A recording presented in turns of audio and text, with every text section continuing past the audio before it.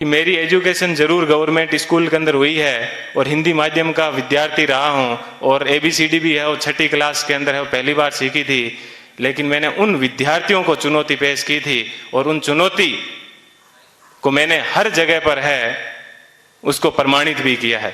मैंने मेरे जीवन की जो सबसे पहले शुरुआत की थी वो पटवारी से की थी।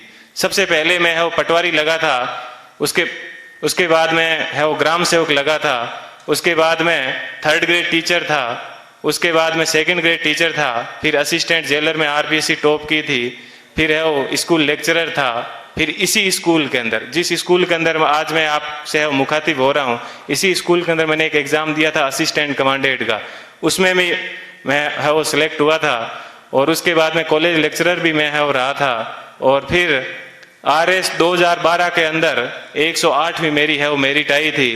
तो उसके मैं वर्तमान में है वो राजस्थान तहसीलदार सेवा के अंदर हूँ और वहां पर भी मैं एक आपको बात बताऊंगा। देखिए ईश्वर अपने से क्या चाहता है, कब चाहता है कि अपने को जीवन में कभी भी उदास नहीं होना चाहिए। RS के अंदर मेरी 108वीं मेरिट थी और उसके अंदर मेरे को DSP मिल रहा था, लेकिन दुर्भाग्य ऐसा रहा कि मैं है वो फर्स्ट वेटिंग में रह गया।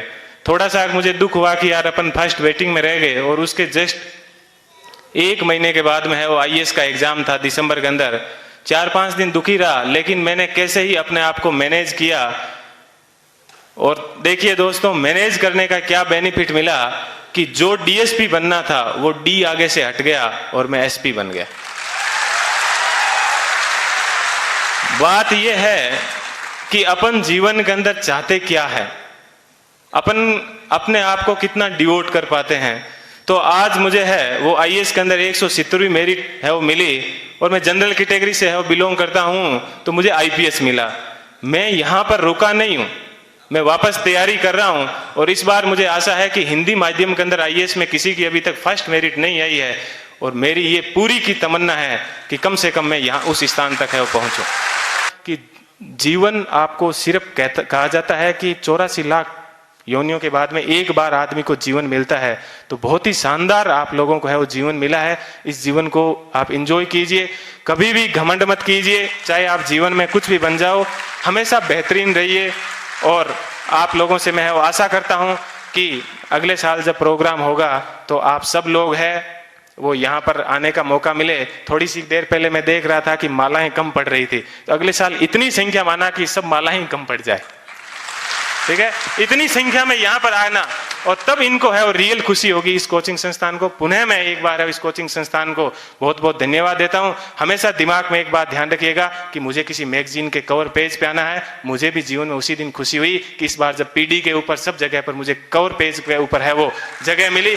ऐसी चीज हमेशा ध्यान रखना कि मुझे क्रॉनिकल PD सब जगह कवर पेज पे मिला और आज क्रॉनिकल पे प्रेम सुख डेलू के नाम से या यूट्यूब के ऊपर अनेक वीडियो चलते हैं, तो मुझे बेहद खुशी होती है। आप भी अपने जीवन में ऐसे टारगेट रखना और हमेशा युवाओं को है वो प्रेरणा देते रहना। कभी सिलेक्शन होने के बाद में ये मत कहना कि ये एग्जाम बड़ा हार्ड है, हमेशा ये कहना बहुत इजी है और यदि मैं कर सकता हूं तो आप भी ये एग्जाम है वो कर सकते हो। एक बार पुनः आप सभी लोगों को है वो मेरा धन्यवाद। माझी तेरी कश्ती के तलबदार बहुत है, माझी तेरी कश्ती के तलबदार बहुत है, इस पार कुछ मगर उस पार बहुत है। जिस शहर में खोली है तूने शीशे की दुकान, उस शहर में पत्थर के खरीदार बहुत है। लेकिन अगर आपने निश्चय कर लिया है कि आपको इस कठिन राह पर चलना है, अगर आपने सोच लिया है कि अब जलेबी की तरह इसमें उलझ ही गए हैं, तो फिर क्यों न चाशनी में डूबकर जिंदगी का मजा लिया जाए। मेरे कहने का मतलब इतना ही है कि अपनी मेहनत को सफलता के मुकाम तक पहुंचाइए, अपना संबल खुद बनिए, अपनी तारीफ खुद करिए। बुराई करने के लिए तो पूरा जमाना बैठा है। जिन लोगों की नजरों में बुरे हैं आप, कह दे उन्हें कि वे नेत्रदान कर सकते हैं।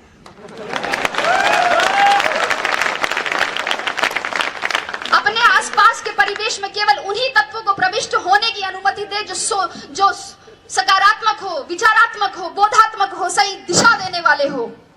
अन्यथा आपके मस्तिष्क में क्रोध, ईर्ष्या और द्वेष के रासायनिक दुष्प्रभाव दिखने लगेंगे, जो आपकी सोने की थाली में पीतल की मेख जैसे अशोभनीय लगेंगे। विद्यार्थी के जीवन में भी 2 प्रकार के उत्प्रेरक होते हैं। 2008 की परीक्षा में अंतिम रूप से चयनित नहीं होने पर मुझे किसी ने कहा कि तू तो केवी की नौकरी से संतोष कर ले, ये आरएस बनना तेरे बस की बात नहीं है। तो एक दूसरे मित्र ने कहा कि गिरको कर रे कंथड़ा, हिरण कशो घी खाए, आंख चरे और पून भगे, घोड़ा स्यू आगो जाए। कि हिम्मत कर, हुंकार भर, हिरण कौन सा घी खाता है लेकिन घोड़ों से आगे जाता है। एक था उत्प्रेरण और दूसरा था दुष्प्रेरण। दुष्प्रेरण ना स्वयं करे ना दूसरों के दुष्प्रेरण का शिकार हो, अपने मुकाम अपने उसूल खुद तय करे और हर बार लोगों की अपेक्षाओं पर खरा उतरने की कोशिश ना करे। एक बार रात के समय एक दुकानदार बंद करने वाला था कि ये कुत्ता उसके पास में आया। कुत्ते के मुंह में थैली थी और उसमें कुछ सामान की लिस्ट थी। दुकानदार ने थैली ली, उसमें सामान डाला, बाकी पैसे डाले और सामने रख दी।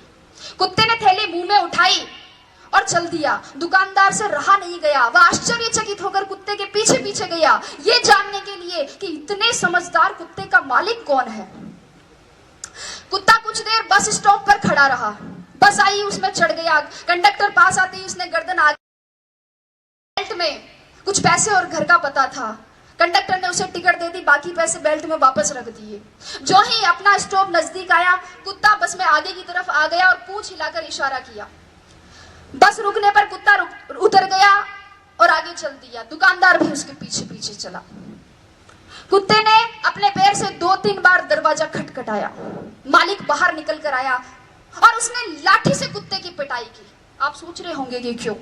मालिक भी सोच रहा था। उसने पूछा इसका कारण, तो मालिक ने कहा बदतमीज ने सारी नींद खराब कर दी, चाबी लेके नहीं जा सकता था, गधा कहेगा। मित्रों, जीवन की सच्चाई भी यही है। लोगों की आपसे अपेक्षाओं का कोई अंत नहीं है। जरा सा आप चूके कि आप में बुराइयां निकाल देंगे और पिछली सारी अच्छाइयों को भूल जाएंगे। इसलिए आप तो बस अपना कर्तव्य कर्म करें, आगे बहुत सी कठिनाइयां है।